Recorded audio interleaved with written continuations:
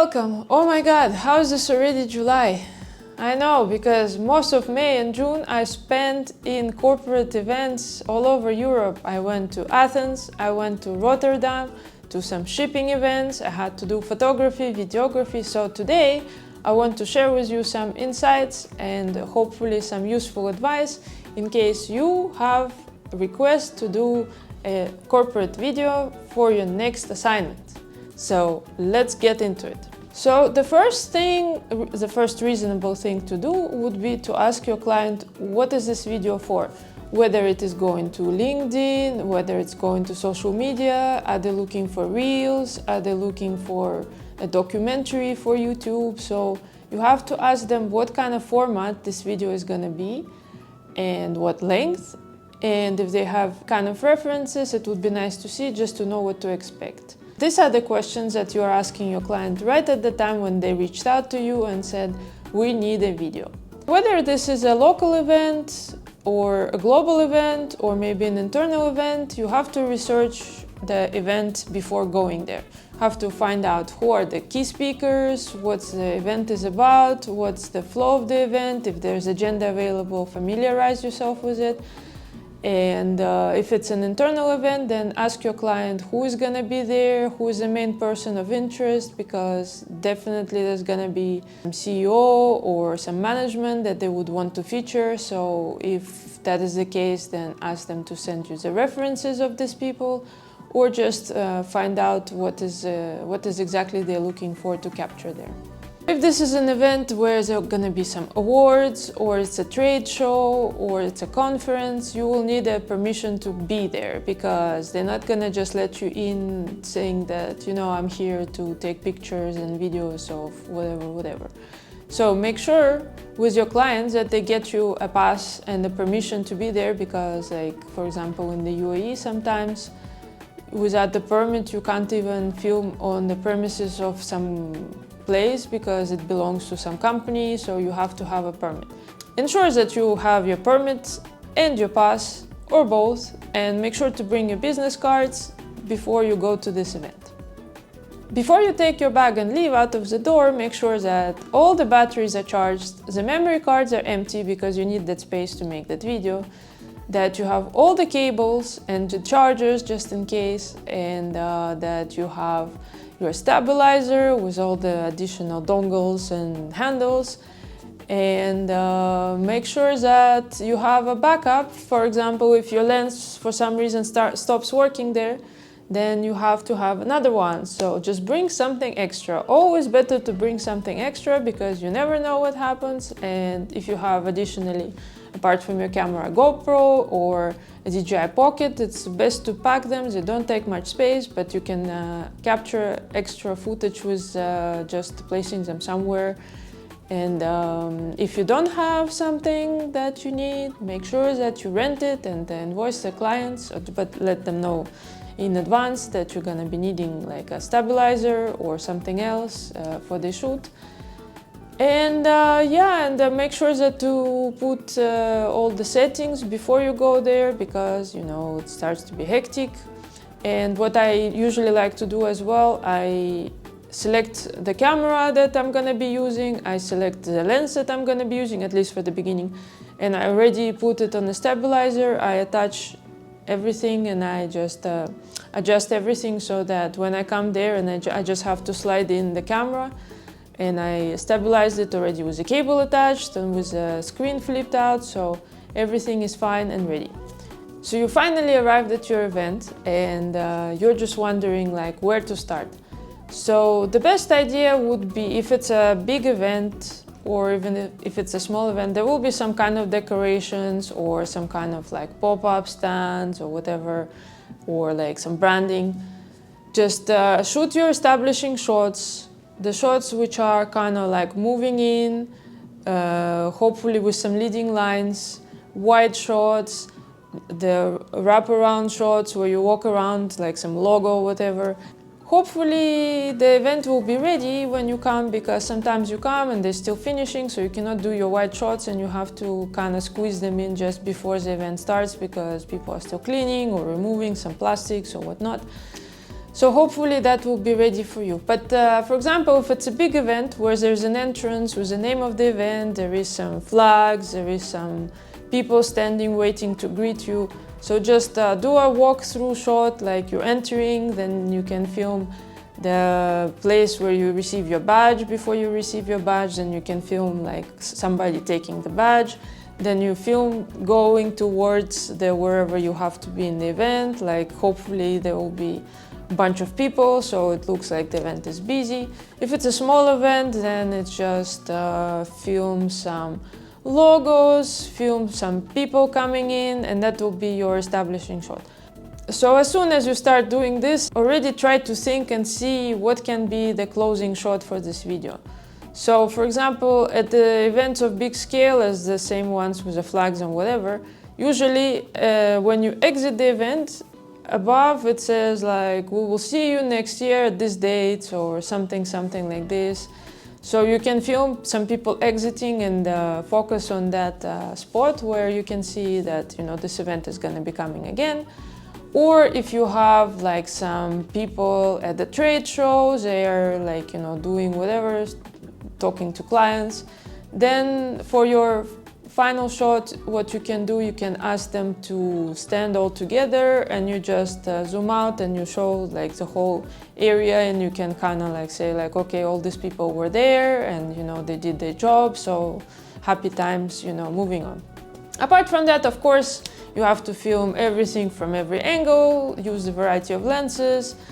If the place is tight, you know, wide angle, but then also if there are some details, like for example, with my clients, they always have some ships, they have a map, they have some presentations, they have some details, some flags. So you can always focus on that and just, you know, make sure that you have something to put in between, and it's not only a video of like, you know, empty spaces like in a wide angle. If you have to capture audio for your video, like for example, some kind of small interview or an invitation, somebody's talking, saying, please come to our booth or something like this, or we want to congratulate this person on whatever, make sure to bring this kind of microphone, and make sure to bring the headphones as well, because it is so loud in those events. Everybody's talking to each other, it just hum and all this music and everything. Try to find a quieter space. Just make sure that you can hear the person properly, and use your headphones before you start filming them, because there's nothing worse when you just film, you don't have the microphone and you just film the person, and it's just, you see they're talking, but you cannot hear them at all. So microphones are very important for this. So in terms of camera settings, you have to decide whether you're gonna shoot at 24 frames per second or 30 frames per second, or do you need to have the ability to have slow motion. Like, I really like to have slow motion in this kind of events because it makes it look more cinematic and more epic, but my clients recently said like no slow motion, and besides I'm only doing 1 minute videos, so if you do it with slow motion then it's basically like 5 clips and that's it. So in terms of settings, I saw you have to set, just judging by whatever's the available light. Shutter speed is either 1/50th of 1/60th of a second or 1/120 if you're shooting slow motion. But the tricky thing is that sometimes there is this flickering lights or some LED lights, they will be doing like this in your video, and then you will have to find the solution for it by changing the shutter speed.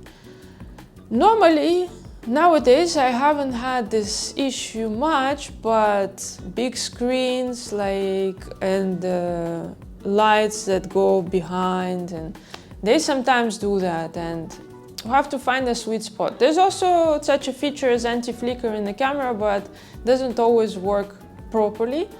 However, most of the time, I say this year I have not experienced this once, that I had to switch from 1/50th of a second to anything else. But you have to look if any lights are doing this, because it's gonna ruin your video and it looks really unprofessional and bad if it's happening. But if you cannot do anything, you tried everything and the light's still flickering, just let your clients know, like, is there any way that we can switch off the lights or anything? So good luck.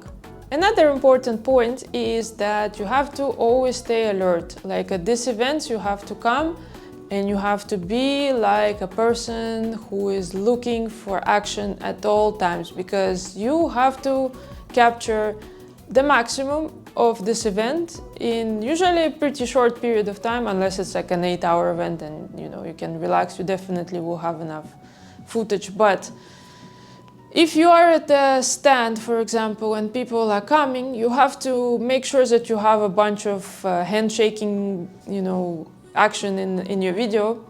But this usually happens very quick, and if you're not already there with your camera ready, like they just shake hands and then they start talking. You have to prepare yourself that somebody's gonna enter and everybody's gonna do like, oh, this person is here. And if somebody is giving a speech, it's nice to also capture the people's reactions. Like if people are laughing or people are clapping, it's nice to include in the video.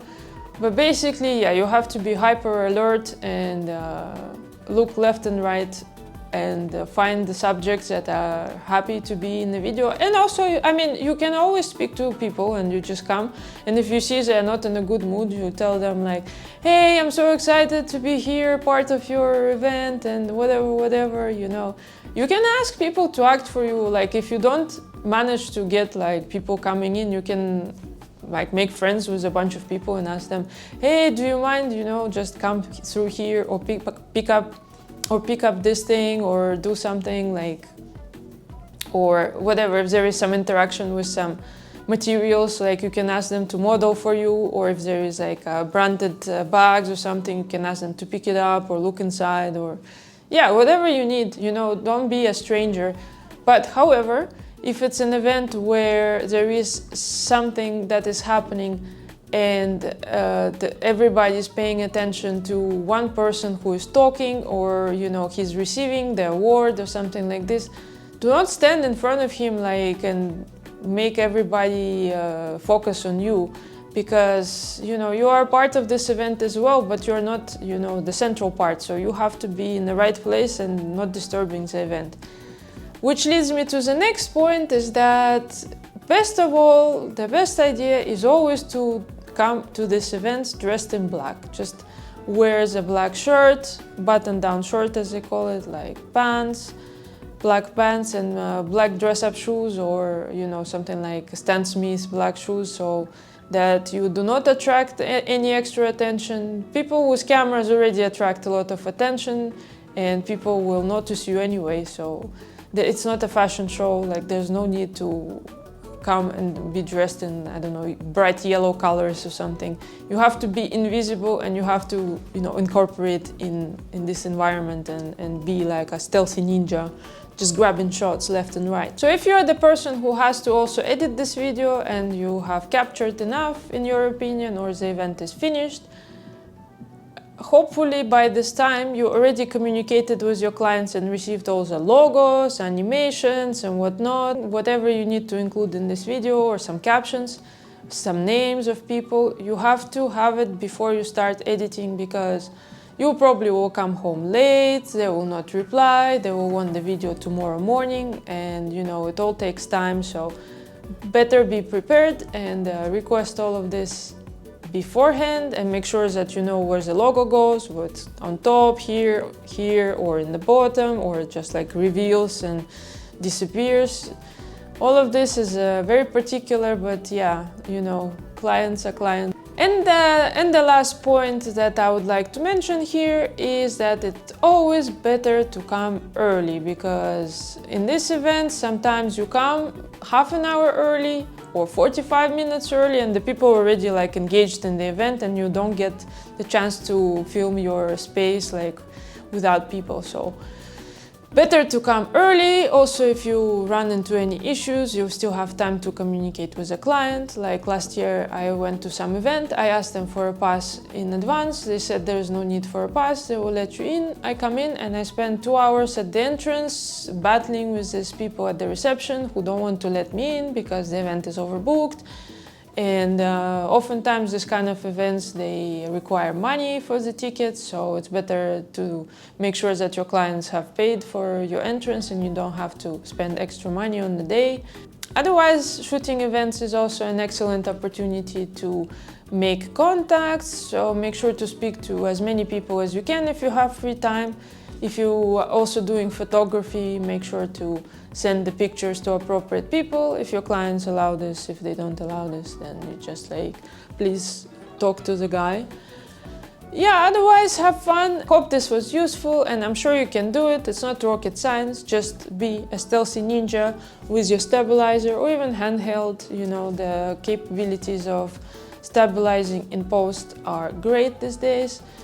Anyway, until next time, I'll see you soon, and if you have any questions, please feel free. Actually, one thing that I forgot to mention for this video, and I noticed while editing, is that you also have to ask your client for the music.